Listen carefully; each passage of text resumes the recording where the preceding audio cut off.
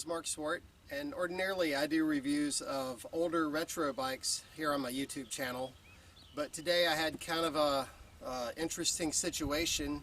I picked up this brand new 22 Husqvarna FC350 today at 10 Cycles in Charlotte, and last night when I was looking around on YouTube trying to see what other people were saying about this bike, I couldn't find any reviews of it from any of the media yet. So I thought I would take the chance and go for the whole shot here and try to say what I know about this bike and do a little first ride impression on it today. Hopefully get some good laps in. It's just going to be an impression. I know it's going to take a few hours on the bike to really get things like suspension settings, which map I like, traction control, and kind of figure out the balance of all that on this bike. But I thought it would be cool to at least get an impression up, and then what I'd like to do in the weeks ahead is I'm figuring out the bike. I'll just keep posting, just keep sharing. So a little bit about myself before we look around the bike. I'm a plus 40 intermediate rider. I've been racing since the late 80s, but I'm not that every week racer. So I'm not, I have other things that I do, so I'm not on the gate every week. I don't ride 4 times a week. And I'm coming off of a KTM 450, which I love the bike, but it just kind of works me. I don't have the time to put in to just to be strong on that bike. I rode 250s for a few years before that, 254 strokes. Loved it, never liked the handling of the bike, the one I had, but didn't mind the motor. So to me, I'm pretty much the demographic of what this bike is designed for. So I'm really excited today. I rode a friend of mine's 17 model KTM a couple of months ago, and I dug it. It did everything I wanted. It felt like a 250, but with a little more power on top, and I just loved it. So I was happy to find this one, and I'm really excited to get out, get some laps, get to know it, and then come back and share everything that I see with you guys. So with my retro reviews, I always like to do a walk around, and there's plenty of information out there already about just what this thing looks like and the specs, but what I do know is that these air forks have been evolving for the past few years since they were introduced in 2017. They're trying to get to a more spring feel and have a little more plushness up top. I'm really curious to see how these match up against my revalved 2017 forks. Engine based on a 250F engine. Overall, this bike hasn't had a lot of changes since last year. They revised the counterbalancer bushing, I believe, for more durability. I think they changed the clutch, but nothing earth-shattering, not a whole new bike or anything. But I never rode the 2021, so I have no frame of reference. I've only ridden a 2017, 450, and 350, so I'm excited to see what progress they've made in a few years here. With that, I'm going to check my air pressures, set my sag, and go out and start doing some laps.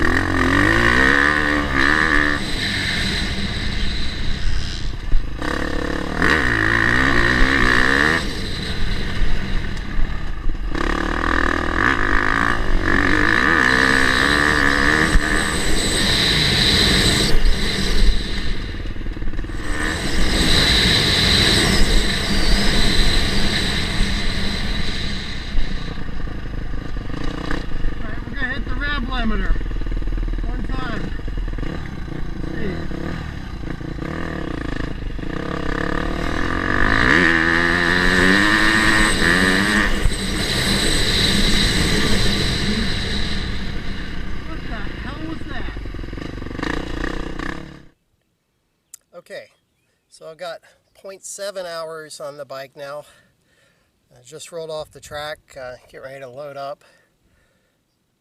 Want to give kind of my initial impression of the bike. Keep in mind this is, you know, not even an hour on a track that's not, you know, not really prepped. I mean, definitely rideable, no problems, but, you know, not a full prep track. But I liked it because it did have some chatter and some bumps, so I actually could have a feel for what the bike was doing. Start off with suspension. I would say that those forks, even though they say these take like 6 hours to break in and really get a good feel, but those are worlds better than the ones on my 17. And my 17s have the Racetech Gold Valve. The bushings have been serviced. There's no reason why it shouldn't feel, you know, as good as it would. I don't know. But yeah, these, hands down, the forks feel better. They're more plush. I'm not noticing the slap downs on the landings like with the older forks. And even at that, I'm running higher air pressure, much higher air pressure. And I've tried the higher in my other forks. It just makes them feel worse. So I've been all over the map with those things. I could never really get happy with them. So I feel like these are, I mean, a noticeable step ahead. So I'm very, very happy with that. With the shock, I didn't notice anything. I set the sag. I didn't touch a clicker. I didn't feel a need to. So, no complaints. Usually, for me, when a bike has good suspension, I just don't notice anything. So that's probably a good indicator that this thing is working great for me, because I just don't notice anything. You're just focused on riding. So definitely happy with the suspension. Engine-wise, I was really surprised. I was kind of prepared really for more of a 250 feel, and I wish I could compare it to that 17, because, you know, different track, hard to compare. But this thing is to me, has a really healthy bottom and mid. And you hear it in my videos, and it's, you know, it's pulling fine. And for the track conditions and this track today, that was all the power I wanted. I didn't need more torque. Like, to me, that for my speed, that is like the ideal amount of torque. A lot of times 250s, if they have enough torque, then it just, you know, it just revs over and it's done, or else they don't have torque. But this is like, to get me around the track at my speed, it feels like the perfect amount of torque, because I'm not having problems coming out of curves with too much and it breaking loose, getting squirrely, nothing like that. It just feels like you just roll it on, and, you know, if you want a little more, there's more there. That is really confidence inspiring to have, you know, you can be aggressive. And oh, by the way, I was riding on map 1. I didn't even run it on the aggressive map. I tried one session on it on this track, and I went back to 1. It was abrupt enough to where it was kind of it was upsetting my lap times, because you're just a little herky-jerky. But I think on a deeper track, or even on a prep track, that's going to be fantastic. And then the next thing about the engine, which you saw in the video there, I realized I was lugging this thing around, you know, lugging, mid-range, whatever. And so then I was like, well, you know, I've got a little bit of time on it. It's not going to kill me if I rev it out just once just to see what's there. And good grief. It was, I mean, I was shocked at what I got on that top end. Like, I don't think that thing's going to have a hard time getting starts, at least not in the vet class, because it's going to launch out of the gate better. And then with that much power, it's good. I mean, I never run my 450 wide open either. So just being able to get on this thing and have it pop out like that felt great. And then the last piece I'm going to talk about is the handling. I think that motor works so well with that chassis. You can just drop it into curves, and it just feels so natural. I find myself, just like on my other KTM though, I find myself standing up a lot, going through the curves, which is great, and it's fun. And this bike gives you that same kind of support to make you want to do that. but I love the way that it stops. I love the way it drops into turns. I can just like hit the berms. I can make little corrections without it feeling like, with the 450 I always feel like if I mess up this a little bit, I'm going to kind of blow everything and come to a stop. And this feels like I can make little corrections and pull it out a little bit better. So overall, that was, you know, it's kind of what I expected based on the other one. And it's, boy, this is a fun bike to ride. And also, like, I could just keep doing, you know, doing some laps on it. And then you start focusing on your lines. You start focusing on momentum. You're not just worried about, can I hang on? So, initial impression, this is a great bike, and I think I'm going to have a lot of fun on it, and I think probably most people would really enjoy riding this bike. So, sorry about the quad guy. If you want to follow me, subscribe. I'm gonna kind of go about, you know, as I break in this bike, as I learn little things.